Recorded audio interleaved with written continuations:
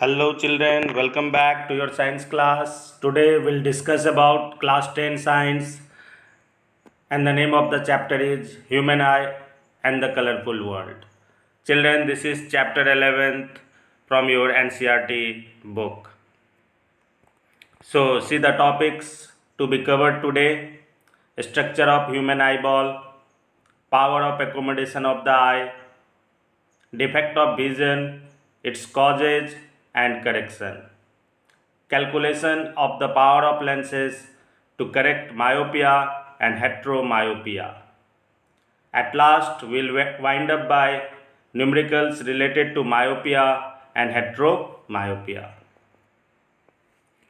So, this is the eye, children. If you remove the skin, you will see a socket. Inside this socket, the eyeball is present. This is the eyeball. Okay. And if you see the eye ball from side, अगर हम इसको एक side से देखेंगे तो it look like this. Okay, so this is the human eye ball. Layers of the eyeball. Eyeball has two layers. The first one is sclerotic layer and the second one is choroid layer. Okay. Sclerotic layer, it is the outermost covering, consists of white fiber. It protect all parts of the eye. तो ये जो figure में जो सबसे outermost part है ना children, this outermost part जो दिख रहा है ना, this outermost part is the sclerotic layer. It is the outermost covering of the eyeball and it is made up of white fiber. white collagen fiber जो होता है ना, उससे बना हुआ होता है और इसका काम ही है प्रोटेक्शन, जो पूरे आईबॉल को प्रोटेक्ट करना. That is the work of the sclerotic layer. The next layer is choroid layer. तो it is grey coloured membrane attach to sclerotic layer from inner side. तो अंदर से स्क्लेरोटिक लेयर का अंदर से एक और लेयर होता है. Okay, and that is the choroid layer. It is grey in colour और इसका काम क्या है? It darken the eye from inside so that no internal reflection take place. तो ये इसका काम ये है choroid लेयर का कि अंदर में एकदम डार्क कर देना, आईबॉल के अंदर में पूरा डार्क कर देना, सो कि इंटरनल रिफ्लेक्शन ना हो. अगर डार्क रहेगी है ना तो इंटरनल रिफ्लेक्शन नहीं होगी. So parts of the eyeball, these are the parts of the eyeball: cornea, iris, pupils, lens, ciliary body और muscles, aqueous humour, conjunctiva, retina, vitreous humour, optic nerve, yellow spot और macula and blind spot. तो ये जितने भी parts हैं we will learn in detail one by one in the upcoming slides. First one is cornea. ये cornea क्या है? So have a look on the eyeball. Eyeball को देखो, ये फ्रंट पार्ट जो है ना हल्का बल्जिंग है. देखो ये हल्का बल्जिंग है, बाहर की तरफ निकला हुआ है. And it is white in colour. ये कैसा होता है? वाइट कलर का होता है ना. सो ये जो सेकेंड फिगर नीचे में है, जो वाइट कलर पार्ट देख रहे हैं ना चिल्ड्रन, ये आइज में, that is the cornea. Okay, so it is the white part of the eye that allow lights to enter. Okay, और यहीं से लाइट्स जो होता है ना, इसी जगह से जो कॉर्निया पार्ट होता है ना, उसी जगह से क्या होता है? लाइट्स इंटर्ड होता है. Okay, so this is the cornea. This part is called the cornea और यहीं से लाइट क्या होता है? इंटर होता है. देखो है ना, लाइट इंटर हो रही है. And it act as window to world, क्योंकि यहीं से हम लोग देख पाते हैं ना पूरे वर्ल्ड को, इसीलिए बोला गया है कि it act as a window to world. Now main function इसका क्या है children? It converts the light rays passing through it. तो एक चीज़ याद रखना कि जब भी लाइट यहाँ से जाती है ना तो वो कन्वर्ज हो जाती है ना. तो ये सबसे पहले कन्वर्ज कौन करता है? कॉर्निया करता है. So the work of the cornea is to converge the light. ठीक है, कन्वर्ज हो जाना, लाइट को कन्वर्ज कर देना, है ना. तो लेंस तो करता ही है, लेंस का काम भी तो कन्वर्जन है ना, लाइट को रिफ्रैक्ट करना, but the light get first refracted through cornea, तो कॉर्निया से ही फर्स्ट रिफ्रैक्शन होता है। The next part of the eye is that is iris, है ना। तो ये फिगर जो देखो, फर्स्ट वाला जो फिगर में दिख रहा है ना, फर्स्ट वाले फिगर में जो येलो, सॉरी, जो ग्रीन कलर पार्ट है ना, this one, the green colour part, this, okay, this part is the iris. और ये सेकेंड फिगर में आते हैं, सेकेंड फिगर में जो ये ब्लू कलर पार्ट देख रहे हो ना, blue colour part, that is the iris, and it is coloured part of the eye. ये कलरफुल होता है, जैसे फर्स्ट फिगर में हमने देखा था कि ये ग्रीन कलर का है, सेकेंड फिगर में हमने देखा कि दूसरे पर्सन का जो आइरिस होता है वो ब्लू कलर का होता है, किसी में ब्राउन कलर का होता है, किसी में ये red colour, that is very rarest, red colour का भी होता है ना। So that's why it is coloured part of the I. It holds the pupil and adjusts the size of pupil according to the intensity of light. तो जैसे देखो यहाँ पे इन द डार्क, है ना, डार्क में हम जब जाते हैं ना तो आइरिस क्या करता है, अपना साइज छोटा कर लेता है ना। और जब हम लोग ब्राइट लाइट में जाते हैं तो आइरिस अपना साइज क्या करता है, बड़ा कर लेता है, ठीक है। तो क्यों करता है ये, क्योंकि ये जो ब्लैक वाला पोर्शन है ना, दैट इज द प्यूपिल, ये क्या है, प्यूपिल होता है। तो यहीं से क्या होता है, लाइट इंटर करता है हमारे आईबॉल में, ये प्यूपिल का जो पोर्शन है दैट इज, यहीं से क्या होता है, लाइट इंटर करता है। देखो ये लाइट जो है, सब जितने भी लाइट आएंगे ना, सब कहाँ से इंटर करेंगे, प्यूपिल से इंटर करेंगे। तो प्यूपिल, जब हम लोग डार्क में होते हैं तब हमें ज़्यादा लाइट चाहिए ना, आईबॉल के अंदर ज़्यादा लाइट जाएगी तब हम क्लियरली किसी इमेज को देख पाएंगे। तो इसीलिए क्या होता है, आइरिस अपना साइज छोटा कर लेता है और प्यूपिल को बड़ा कर देता है। इन द सेम वे जब हम लोग लाइट में जाते हैं ना, दिन के उजाले में जाते हैं, तो हमें क्या होता है, कम लाइट से भी हम देख सकते हैं क्लियरली किसी ऑब्जेक्ट को। तो उस समय क्या करता है कि हमारा आइरिस बड़ा हो जाता है, ये जो आइरिस है ये बड़ा हो गया है, ओके। और प्यूपिल को छोटा कर दिया, देखो size of the प्यूपिल is so small, ठीक है ना, स्मॉल है प्यूपिल का साइज, ताकि कम लाइट आईबॉल के अंदर इंटर करे, है ना। कम लाइट इंटर करने से भी हमें डे लाइट में, ब्राइट लाइट में दिख जाती है, इसलिए। तो इस तरह से बोला गया है कि जो आइरिस का फंक्शन क्या है, अपने साइज को बड़ा या छोटा करना, और अकॉर्डिंगली जो प्यूपिल का जो साइज है ना उसको भी छोटा और बड़ा कर देना, है ना, और उसके एडजस्ट कर लेना। कम लाइट रहेगा तो प्यूपिल को बड़ा कर देते हैं, और जैसे डार्क में होता है, और ब्राइट लाइट में प्यूपिल को छोटा कर देते हैं और अपने आप को बड़ा कर लेते हैं आइरिस। नेक्स्ट प्यूपिल, तो हमने प्रीवियस स्लाइड में देखा ही, प्यूपिल और आइरिस टुगेदर मिल के क्या करते हैं, फंक्शन करते हैं। तो प्यूपिल क्या है, actually it is the open part, ये जो ब्लैक कलर का जो पार्ट है ना, ये होल है एक, ये क्या है, एक होल है ना। और यहीं से क्या होता है, लाइट इंटर करता है, यहीं से लाइट क्या होता है, इंटर करता है, जितने भी लाइट्स है ना सब इसी जगह से इंटर करता है आई बॉल को, है ना। तो ये होता है, and it is black in colour, it is black in colour that absorb all light rays falling in it, जितना भी लाइट रेज आता है ना सबको ये एब्जॉर्ब करता है। It get constricted when light intensity is high. तो देखो ये सेकेंड जो देख रहे हैं ना आइज, ये जो राइट वाला आइज है ना, इट गेट कॉन्स्ट्रिक्टेड, ये प्यूपिल जो है वो कॉन्स्ट्रिक्ट हो जाता है, छोटा हो जाता है जब लाइट इंटेंसिटी हाई होता है, जब हम लोग ब्राइट लाइट में जाते हैं। एंड गेट एक्सपैंडेड, ये देखो फर्स्ट जो लेफ्ट साइड का जो आइज है, it get constricted, it get expanded when light intensity is low. और लाइट इंटेंसिटी लो कब होता है, डार्क में होता है, और वो क्या होता है, प्यूपिल बड़ा हो जाता है ना, और लाइट इसके अंदर आती है। The next part is lens. It is transparent, elastic, biconvex, crystalline structure, suspended behind the iris with the help of ciliary muscles. तो लेंस जो होता है ना, जस्ट बिहाइंड होता है, पीछे होता है, किसके? आइरिस के पीछे होता है। So this in this figure the blue colour part that is the lens.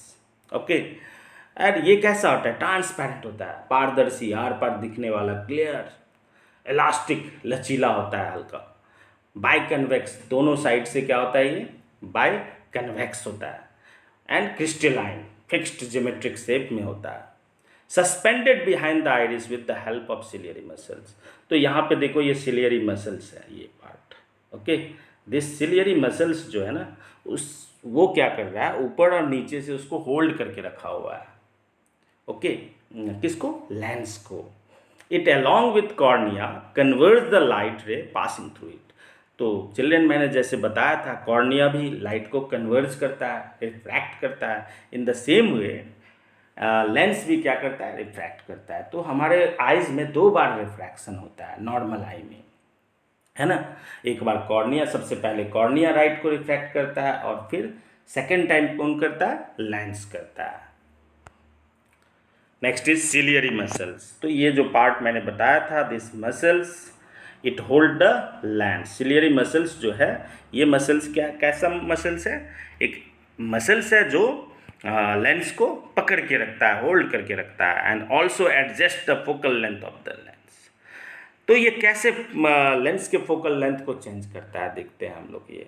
तो सिलियरी मसल्स जब रिलैक्स होता है ना, जब ये सिलियरी मसल्स जो होता है रिलैक्स होता है एकदम, तो क्या करता है कि लेंस को अब लंबा कर देता है, इलोंगेट कर देता है। लेंस को क्या करता है? ये इलोंगेट कर देता है। ओके, तो हम लोग देखते हैं, पेन लेते हैं। यस, तो सिलियरी मसल जब रिलैक्स होता है तो लेंस को क्या करता है? ये लंबा कर देता है, देखो। और साथ ही साथ क्या कर देता है? थिन कर देता है, थिन। ओके,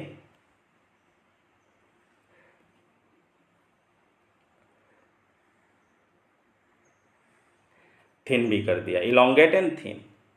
ओके, रिलैक्स कब होता है ये? जब सिलियरी मसल्स रिलैक्स होता है, सिलियरी मसल्स रिलैक्स।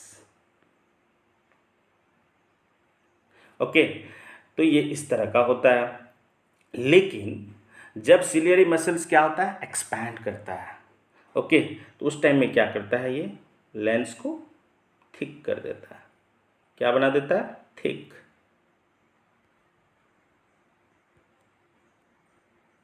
थिक कर देता है। ये क्या हो रहा है?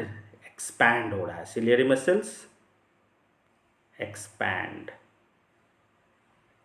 Okay, when ciliary muscles expand, तो वो लेंस को क्या कर देता है? थिक कर देता है, मोटा कर देता है, और थोड़ा स्मॉलर, छोटा कर देता है ना। इस तरह से क्या होता है? फर्स्ट केस में थिन और इलोंगेट करने से फोकल लेंथ क्या कर देता है? इंक्रीजेज करता है, फोकल लेंथ को इंक्रीजेज करता है, INC, increases.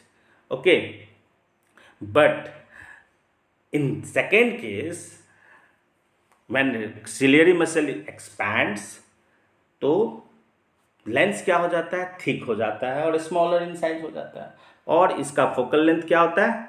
Decreases, it decreases. Okay, focal length decrease हो जाता है। तो इस तरह से सिलियरी मसल्स क्या करता है? लेंस के साइज को बड़ा या छोटा कर देता है, और इस तरह से वो फोकल लेंथ को भी इंक्रीज और डिक्रीज करता है। Understand children? Now next part is aqueous humour. तो ये एक्वस ह्यूमर क्या होता है कि जो लेंस और कॉर्निया के बीच का जो स्पेस है ना, लेंस और कॉर्निया, ये लेंस हो गया और ये हो गया कॉर्निया। तो लेंस और कॉर्निया के बीच के जो स्पेस है ना, that is filled up bye a jelly like fluid. तो लेंस और कॉर्निया के बीच का जो स्पेस है, it is filled up bye jelly like fluid, and that fluid is called aqueous humour. इसी को हम लोग क्या बोलते हैं? एक्वस ह्यूमर बोलते हैं।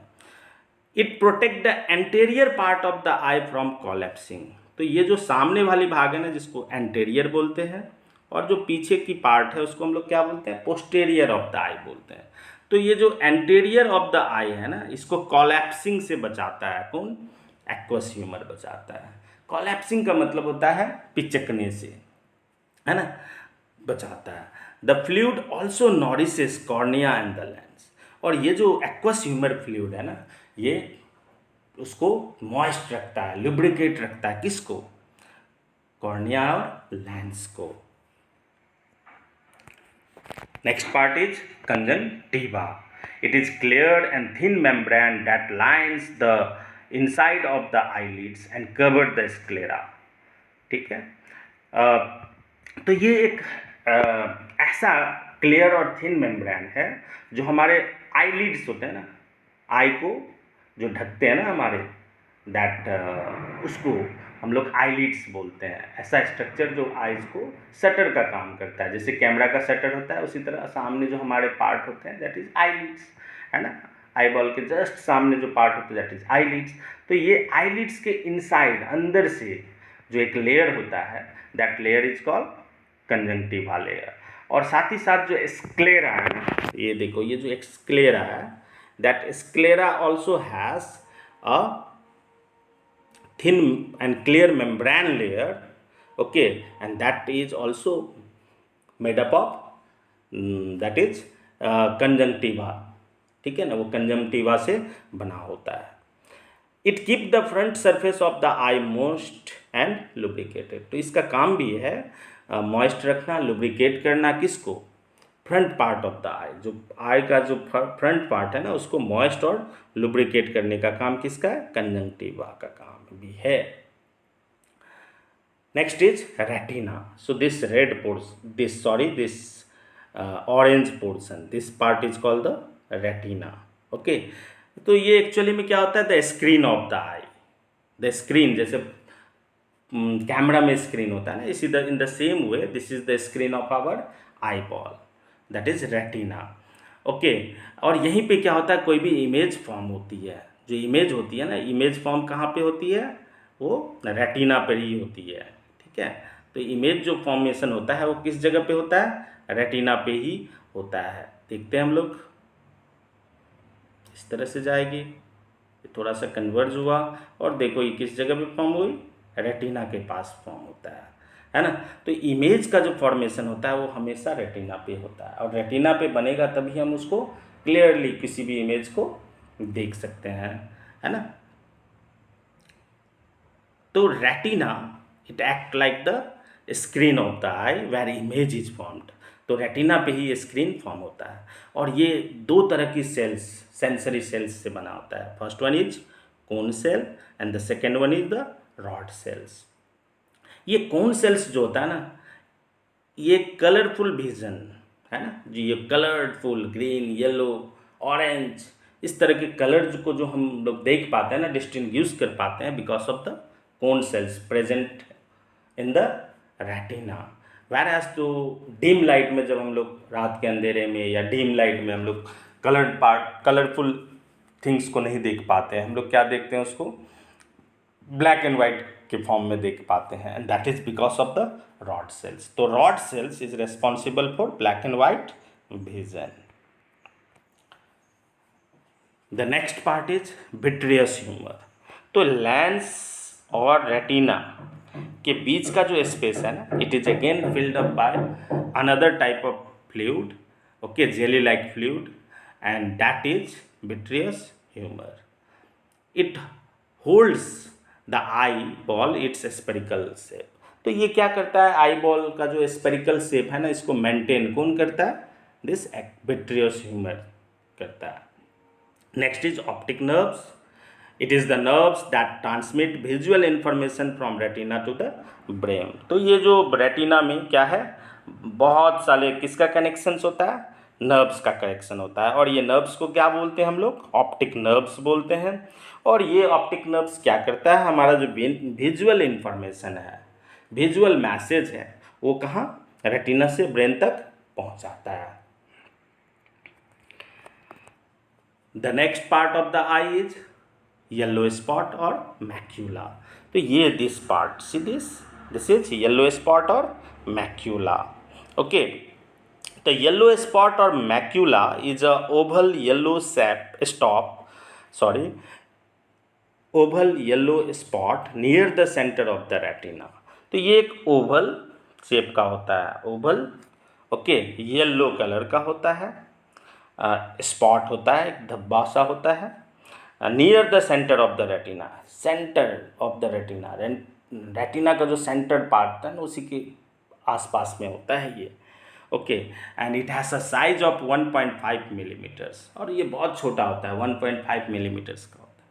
अब ये क्या होता है कि अगर कोई इमेज इस जगह पे बनती है ना, कोई इमेज अगर इस जगह पे बनती है ना, ठीक है, ये रेटिना है, मान लो रेटिना का पार्ट है येलो स्पॉट, अगर कोई इमेज इस जगह पे बनती फॉर्म होती है तो वो सबसे क्लियर हमें दिखाई देती है ना। So it is specialised for seeing things with highest clearness, okay, और विजुअल एक्टिविटी। तो सबसे अच्छा जो क्लियरिटी के साथ हमें कोई इमेज दिखता है अगर वो फॉर्म होगा मैक्यूला और येलो स्पॉट के पास। And the next is blind spot, the next part of the eyeball. It is the small portion that correspond to the position of optic disc within the retina। जो ये part है ना इसको हम लोग क्या बोलते हैं, ऑप्टिक डिस्क बोलते हैं, ठीक है। और जितने भी ये नर्व्स है ना, ये नर्व्स जितने भी रेटिना को के में गई है, ये क्या होती है, बंडल एट लास्ट ये एक बंडल बनाती है और आईबॉल से बाहर निकलती है, और इस जगह से वो बाहर निकलती है। इस रीजन को हम लोग क्या बोलते हैं, ब्लाइंड स्पॉट बोलते हैं। इसी जगह को हम लोग क्या बोलते हैं, ब्लाइंड स्पॉट बोलते हैं। ब्लाइंड स्पॉट इसलिए बोलते हैं कि क्योंकि यहाँ पे कोई सेंसरी सेल्स नहीं होती है, रेड सेल्स या सॉरी रॉड सेल्स और कोन सेल्स नहीं होता है अगर इस जगह पे, क्योंकि यहाँ से नर्व्स बंडल होके बाहर की ओर निकलती है, ऑप्टिक नर्व्स, तो कोई रॉड सेल्स या कोन सेल्स नहीं होने के कारण यहाँ पे अगर कोई इमेज फॉर्म होता है, कोई भी इमेज अगर फॉर्म इस जगह पे हो रहा है ना, तो वो हमें क्या होगा, दिखेगा ही नहीं, ठीक है। और इसीलिए हम इसको क्या बोलते हैं, हम लोग ब्लाइंड स्पॉट बोलते हैं। Okay, clear. The next is power of accommodation. The ability of the eye lens to adjust its focal length to see the far off or nearby object clearly is called the power of accommodation। तो आई क्या करती है कि अपना focal length change करती है ना with the help of ciliary muscles, ठीक है।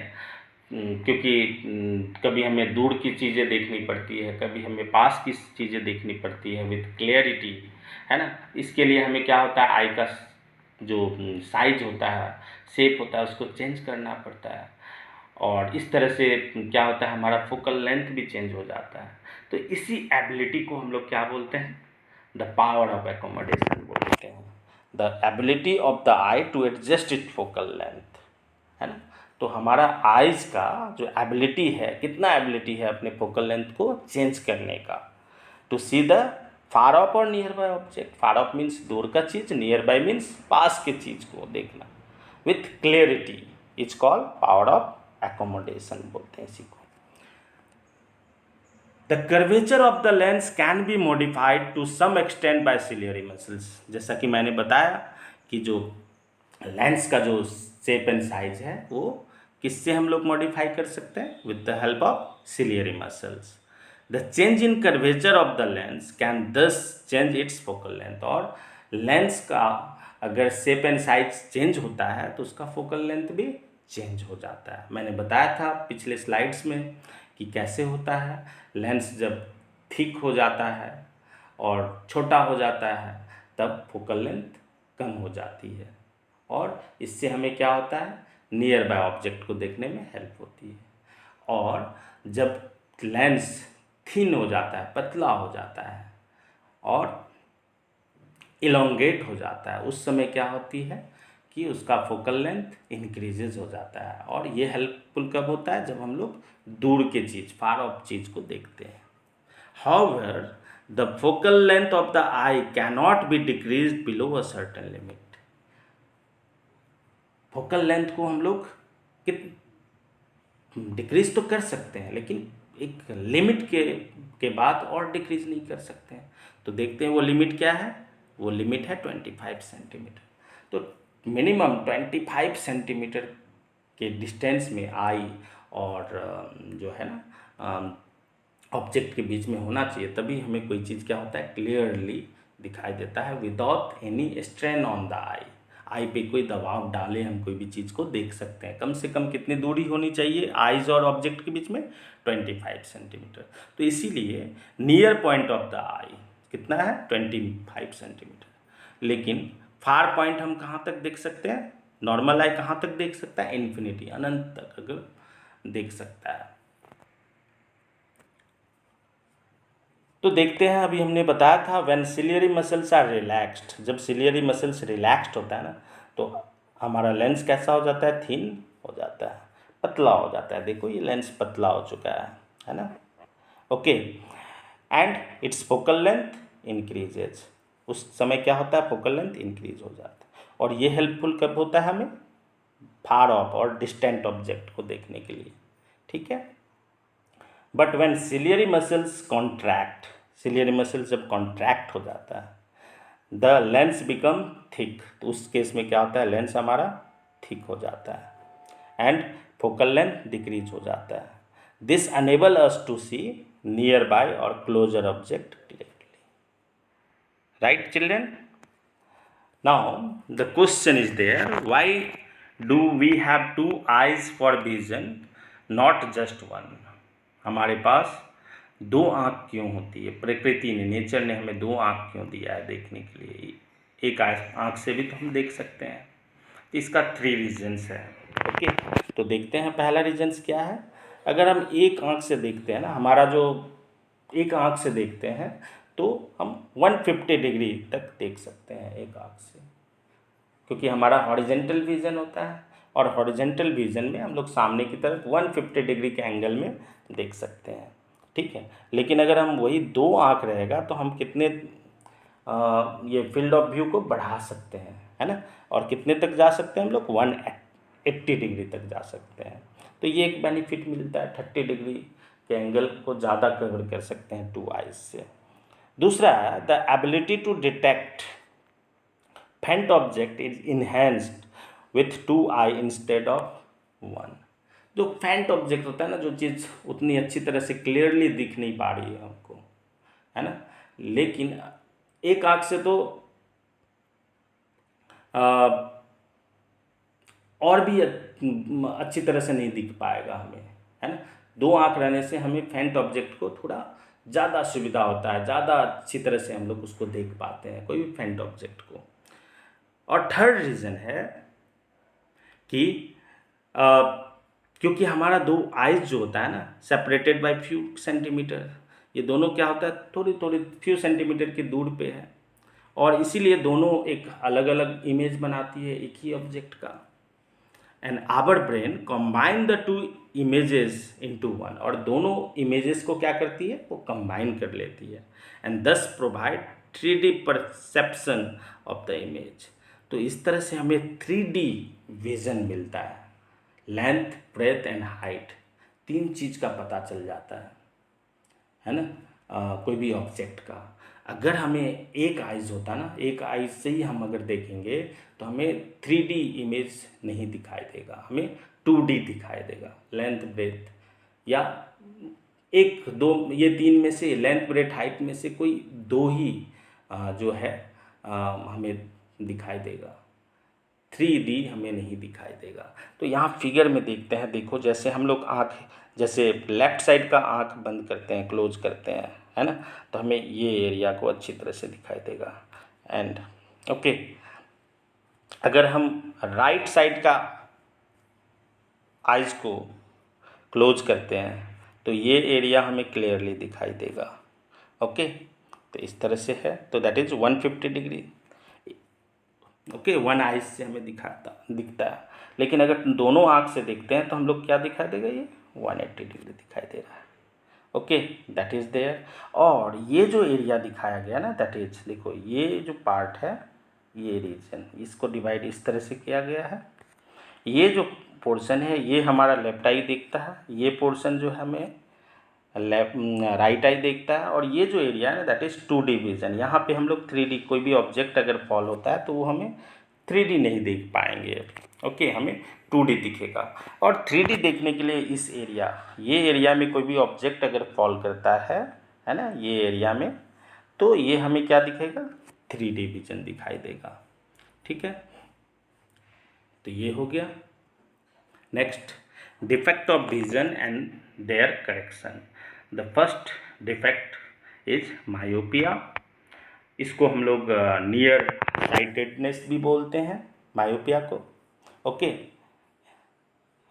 A person with myopia can see nearby object clearly. तो ये डिजीज़ में होता क्या है कि हमें सामने की चीज़ क्लियरली दिखाई देती है, लेकिन दूर की चीज़, फार ऑफ ऑब्जेक्ट जिसको हम लोग बोलते हैं, उसको क्लियरली नहीं दिखाई देता। ठीक है, ये होता है। In myopia the image of an far off object is formed in front of the retina. इसमें होता क्या है कि देखो, ये इमेज जो है ना, ये बनना चाहिए कहाँ पे, रेटिना पे बनना चाहिए, लेकिन वो बनता कहाँ है, रेटिना से पहले बन जाता है, just before the, in front of the retina, just before the retina बन जाती है। तो ये रेटिना से पहले बन जाती है, रेटिना पे तो बनती नहीं है, इसीलिए वो हमें दिखाई नहीं देती है ना, दूर की चीज़ हमें दिखाई नहीं देती है। तो ऐसा डिजीज़ को हम लोग क्या बोलते हैं, मायोपिया। क्लासरूम्स में जो बैक बेंचर्स होते हैं वो कभी कभी कंप्लेन करते हैं कि हमें ठीक से बोर्ड पे दिखाई नहीं देती है। इट मीन्स ही और she is suffering from, may be suffering from myopia disease. Okay, so causes क्या है myopia का? The first causes, the eyeball has become too long. देखो, ये नॉर्मल जो शेप होता है ना आईबॉल का, ये जो आईबॉल है, ये अगर बड़ा हो जाता है, लेंथ इसका बड़ा हो जाता है, एनी हाउ, है ना, नॉर्मल से बड़ा हो जाता है आईबॉल का लेंथ, तो क्या होता है, कभी कभी इस तरह का होता है। ओके, और दूसरा रीज़न है high converging power of the lens. जो ये लेंस है ना, ये जिस रेट से इसको कन्वर्ज करना चाहिए ना, रिफ्रैक्ट करना चाहिए, वो उस रेट से एक्सेस कन्वर्ज अगर कर लेता है, ज़्यादा कन्वर्ज करता है, रिफ्रैक्ट लाइट को करता है, तभी भी ये प्रॉब्लम आ जाती है मायोपिया का। तो इसको करेक्शन कैसे किया जाए, तो हमें क्या करना पड़ता है, इसके लिए हमें कनकेव लेंस यूज करना पड़ता है। ओके, तो अगर हम कनकेव लेंस यूज करेंगे विथ सुटेबल पावर, तो इससे क्या हो जाएगी कि ये जो लाइट आएगी ना, पहले वो क्या करेगा, डाइवर्ज होगा, क्योंकि कनकेव लेंस क्या करता है, लाइट को डाइवर्ज करती है, और फिर कन्वर्ज होगी, फिर क्या होगी, कन्वर्ज होगी। ओके, तो इस तरह से ये इमेज कहाँ फॉर्म हो गया, रेटिना पे फॉर्म होता है और हमें दिखता है। Next is calculation of power of concave lens to correct myopia. तो ये पार्ट चिल्ड्रेन बहुत इंपॉर्टेंट है वाइल सॉल्विंग द न्यूमेरिकल्स। ठीक है, तो मायोपिया का जब न्यूमेरिकल्स करेंगे तो ये जो 3 पॉइंट्स है, ये हमें क्लियरली एकदम याद रखना है। तो पहला है the focal length of a concave lens needed to correct myopia is calculated by using lens formula. तो लेंस फार्मूला हमें पता है, इस फार्मूला से ही हमें करेक्ट करना है, फोकल लेंथ को निकालना है। अब देखना है यहाँ पे, ये सेकेंड पॉइंट सबसे इम्पॉर्टेंट है। इन दिस केस हमें क्या करना है कि द ऑब्जेक्ट डिस्टेंस, ये जो u का वैल्यू है ना, ऑब्जेक्ट डिस्टेंस, हमेशा मायोपिया के केस में हमें क्या लेना है, इन्फिनिटी ले लेना है। ठीक है, तो हमेशा जो ऑब्जेक्ट डिस्टेंस है वो हमेशा क्या लेना है, हमें इन्फिनिटी लेना है। एंड द इमेज डिस्टेंस जो भी है ना, image distance will be the distance of far point, persons far point. और क्वेश्चंस में जो पर्सन्स का फार पॉइंट दिया रहेगा उसको हमें क्या लेना है, इमेज डिस्टेंस लेना है। तो हमेशा ये चीज़ पे कंफ्यूजन नहीं होना चाहिए चिल्ड्रेन। ऑब्जेक्ट डिस्टेंस मायोपिया में हमेशा इन्फिनिटी होगा, और पर्सन्स फार पॉइंट जो होगा वही क्या होगा, इमेज डिस्टेंस होगा। ओके, एंड अगर हमें ऑब्जेक्ट डिस्टेंस, इमेज डिस्टेंस मिल जाती है तो हम फोकल लेंथ ईजिली से कैलकुलेट कर लेंगे। अगर फोकल लेंथ मिल गया तो हमें पावर भी मिल जाएगा। तो एक न्यूमेरिकल्स करते हैं हम लोग बेस्ड ऑन मायोपिया।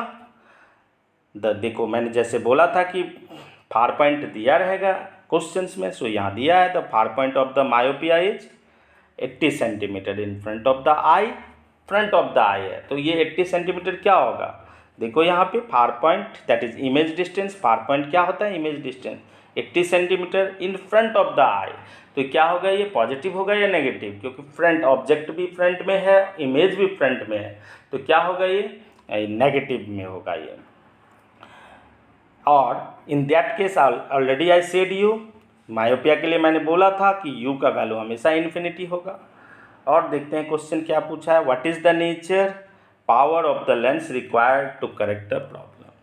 तो सबसे पहले हमें लेंस फार्मूला यूज करना है और फोकल लेंथ निकालना है। फोकल लेंथ हमने निकाल लिया दैट इज -0.8 मीटर, और if you know the focal length you will easily find power equal to 1/f that is -1.25 dioptry, तो ये निकल गया power. The next defect is hypermetropia. Okay, now this myopia is यहाँ पे होगा hypermetropia. Hypermetropia is also hypermetropia is also known as far sightedness. इसको क्या बोलते हैं हम लोग, फार साइटेडनेस भी बोलते हैं। इस डिजीज में क्या होता है कि जो पर्सन है ना वो क्लियरली दूर का चीज़ तो उसे क्लियरली दिखाई देता है, फार ऑफ ऑब्जेक्ट इसको हम लोग डिस्टेंट ऑब्जेक्ट बोलते हैं, दूर की चीज़ बोलते हैं ना, वो तो क्लियरली दिखाई देता है, बट पास की चीज़ जो होती है वो हमें दिखाई नहीं देती है।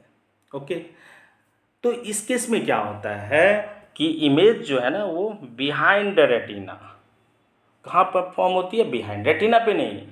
मायोपिया में रेटिना से पहले फॉर्म हो जाती है, और हेट्रोमायोपिया में क्या होता है या हाइपरमेट्रोपिया में क्या होता है कि वो बिहाइंड द रेटिना फॉर्म हो जाती है, रेटिना के पीछे, तो वो in that case also will not be able to C.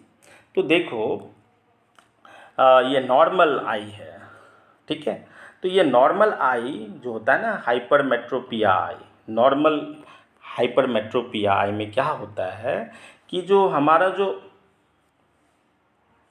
Object है ना, अगर हम नॉर्मल हमारा जो नियर पॉइंट होता है वो कितना होता है 25 सेंटीमीटर, कितना होता है 25 सेंटीमीटर होता है, मतलब यहाँ पे हमें दिखाई दे, यहाँ पे होता है हमारा वो चीज़ है ना।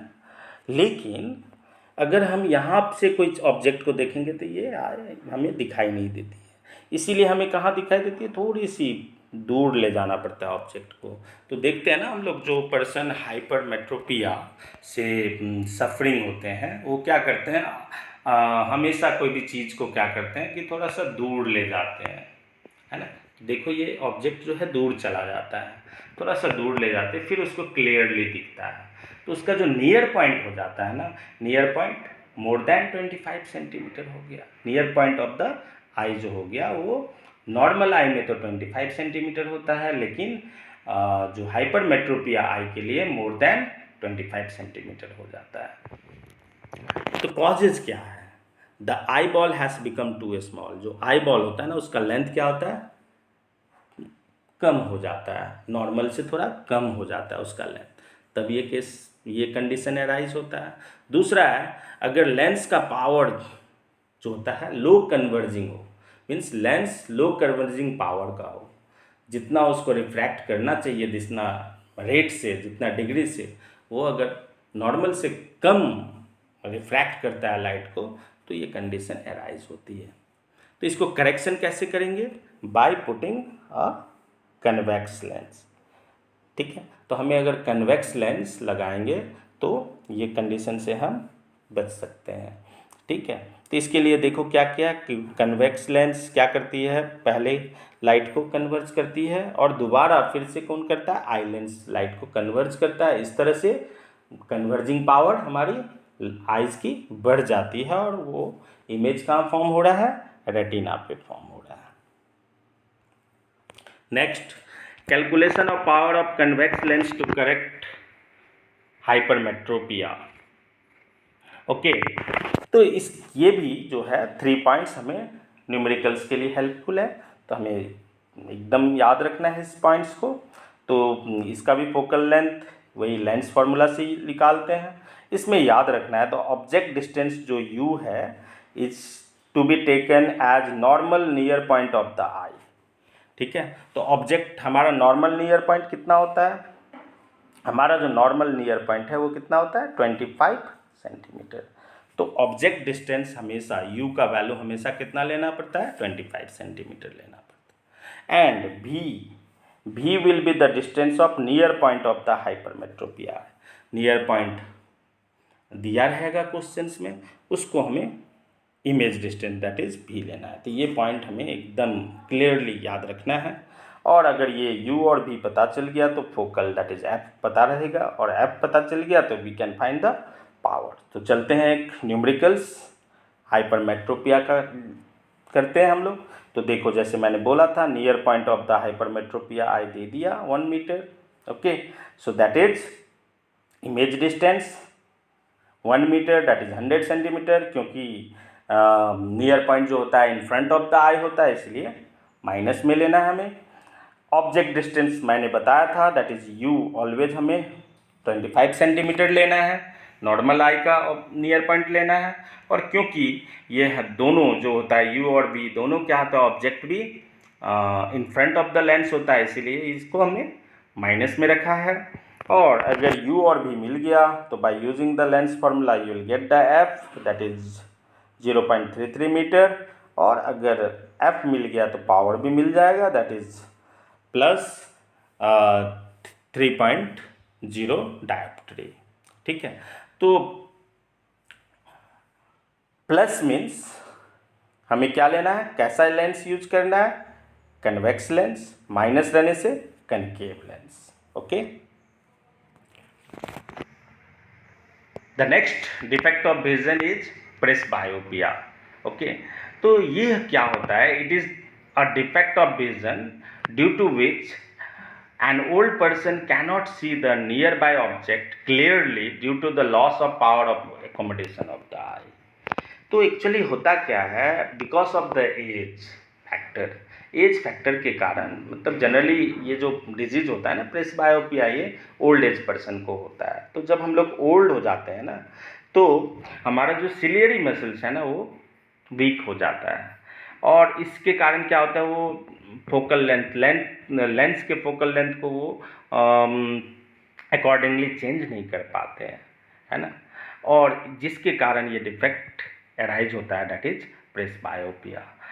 ठीक है, तो generally near by object, presbyopia में क्या होता है, ऐसे पर्सन को नियर बाय ऑब्जेक्ट को देखने में जैसे हाइपरमेट्रोपिया में होता है, इन the same way near by object को देखने के लिए यहाँ भी प्रॉब्लम होता है पर्सन को, that is presbyopia. So it is the defect of vision due to which an old person cannot see the nearby object clearly. तो जो बुजुर्ग लोग होते हैं वो सामने की चीज़ नहीं देख पाते हैं क्लियरली, वो हमेशा कोई भी चीज़ को अपने फेस से थोड़ा दूर ले जाते हैं। फिर अखबार भी पढ़ते हैं, बुक्स भी पढ़ते हैं, तो हमेशा हैंड को स्ट्रेच करते हैं, पीछे ले जाते हैं, फिर उसको देखते हैं, है ना।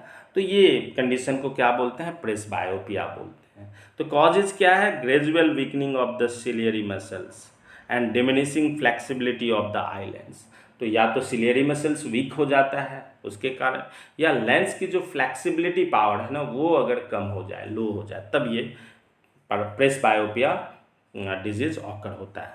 करेक्शन क्या है, it is same like hypermetropia, एक कन्वेक्स लेंस यूज करना है और ये प्रॉब्लम दूर हो जाएगी। Other defect of eye, a person suffering from both myopia as well as hypermetropia, okay, uses spectacles having bifocal lens in which upper part consists of concave lens to correct myopia used for distant or far off vision, whereas the lower part consists of convex lens to correct hypermetropia used for reading purpose। तो देखो ये जो spectacled है ना, चश्मा है। इसमें जो अपर पार्ट होता है ना, ये क्या, कौन सा लेंस होता है, ये होता है कनकेव, ये होता है कनकेव। ओके, ये कनकेव लेंस होता है टू करेक्ट मायोपिया। किसके लिए, मायोपिया को करेक्ट करने के लिए, टू सी द डिस्टेंट और फार ऑफ ऑब्जेक्ट, दूर की चीज़ को देखने के लिए। सामने जो होता है वो किस तरह का लेंस लगाया होता है, कनकेव लेंस होता है, ताकि हम दूर की चीज़ों को आसानी से देख सकें। और नीचे जो होता है ना, दैट इज कन्वेक्स, ये देखो कन्वेक्स लेंस होता है ये। ओके, और ये क्या होता है, रीडिंग पर्पज, मतलब नियर चीज, नियर बाय ऑब्जेक्ट को देखने के लिए होता है। ओके, तो ये the lower part consist of convex lens to correct hypermetropia used for reading purpose, मतलब सामने की चीज को ठीक करने के लिए क्या होता है, कन्वेक्स लेंस। तो ऐसा ये जो है, ये कंडीशन भी आता है कभी बहुत सारे पर्सन्स में, है ना। तो इसमें क्या होता है, दो तरह की लेंस हमें यूज करनी पड़ती है एक साथ, one is concave lens, another is convex lens. और ऐसा लेंस को हम लोग क्या बोलते हैं, बाइफोकल लेंस बोलते हैं। Another defect of I is cataract, जिसको हम लोग हिंदी में मोतियाबिंद भी बोलते हैं। तो देखो क्लियरली, देखो ये eyes, this right and the left eye, there is some differences, है ना, ऑब्वियसली क्लियर डिफरेंसेस है लेंस। ओके, सो देखते हैं कैटरेक्ट क्या होता है। Cataract is the clouding of the lens, ये this word clouding of the lens which leads to the decrease in vision. तो इसमें क्या होता है, देखो लेंस यहाँ जो राइट साइड में है, that lens is very clear. Okay, lens जो है वो बहुत क्लियर है, but here the lens is what, cloudy, है ना, धुंधला हो गया, इट्स क्लाउडी। और इसके कारण क्या होता है कि हमारा विजन ग्रेजुअली डिक्रीज होता है, और फाइनली क्या होता है, हमारा विजन जो देखने की शक्ति है वो खत्म हो जाती है। इट ऑफन डेवलप स्लोली, ये जो कंडीशन होते हैं ना, बहुत स्लोली ऑकर होते हैं पर्सन में, एंड कैन अफेक्ट वन और बोथ आइज, ये कभी एक आइज में भी हो सकता है, दोनों आइज में भी हो सकता है। सिम्टम्स में इंक्लूड फेडेड कलर्स, है ना, धुंधला देखना, ब्लरी और डबल विजन, कभी कभी ब्लर इमेज देखना, या डबल विजन, एक चीज़ को दो बार देखना, है ना, एक फिंगर है लेकिन उसको दो दिखता है, एक पर्सन दो जगह दिखता है, that is double vision. Halos around light, light के आसपास कुछ चमक जैसा दिखना, है ना, क्लियर नहीं दिखना, that is halos around light. Trouble with bright light, है ना, ज़्यादा रोशनी में उसे ट्रबल होना, and trouble seeing at night, ज़्यादा रोशनी में भी नहीं देख पाना, और डिम लाइट, है ना, हल्का लाइट में भी उसे परेशानी होना। So this defect is cataract. तो ये क्यों होता है, बिकॉज ऑफ एजिंग, हम लोग जब एज के कारण होता है ज़्यादातर ये, और रेडिएशन एक्सपोजर के कारण भी हो सकता है ना। ट्रीटमेंट क्या है, कैटरेक्ट सर्जरी। तो ये सर्जरी में क्या होता है, ये जो लेंस है ना, जो ओपेक हो चुका है, क्लाउड हो चुका है, इसलिए अब ख़राब हो चुका है, इसको हम लोग करेक्ट नहीं कर सकते, इसको हमें निकाल देना होता है बाय थ्रू सर्जरी। ओके, और एक आर्टिफिशियल लेंस, है ना, उसके जगह लगा देना होता है टू रिस्टोर द विजन, और वापस हमें दिखाई देने लगती है। So this is cataract. And the last disease, that is the last defect of the eye, that is astigmatism. It is the defect of an eye due to which a person cannot focus on both horizontal and vertical line simultaneously. तो देखो ये horizontal line है ना, ये सब horizontal lines है, और ये क्या है, वर्टिकल लाइन्स है। Okay, these are the vertical lines. तो ये डिफेक्ट वाले जो पर्सन होते हैं ना, तो ये हॉरिजेंटल और वर्टिकल लाइंस को एक साथ, एक समय पे एक साथ फोकस नहीं कर पाते हैं, दोनों को, हॉरिजेंटल और वर्टिकल लाइंस को एक साथ फोकस नहीं कर पाते हैं, और इसी डिजीज को हम लोग क्या बोलते हैं, एस्टिग्मैटिज्म बोलते हैं, एस्टिग्मैटिज्म बोलते हैं। और ये कारण क्या है इसका? The reason of this defect is irregularity on the surface of cornea. Okay, यहाँ ए होना चाहिए, कॉर्निया का स्पेलिंग थोड़ा देख लो। Okay, so the reason for this defect is irregularity on the surface of cornea. तो देखो, ये फर्स्ट केस में देखते हैं, है ना, जो हम लोगों का जो नॉर्मल कॉर्निया होता है ना, वो कैसा होता है? स्पेरिकल होता है। But the person suffering from astigmatic eye, इसका जो कॉर्निया है कैसा है? ओवल शेप्ड का हो चुका है, तो इरेगुलर हो चुका है शेप, ओवल शेप्ड का हो चुका है। तो अगर किसी का कॉर्निया ओवल शेप्ड का होता है, इरेगुलर होता है, तो ये डिजीज ऑकर होती है। So at last we have end up this chapter, means this part of the video. The next part of this chapter we'll discuss in the part 2 of this video. For then, thank you, thanks a lot.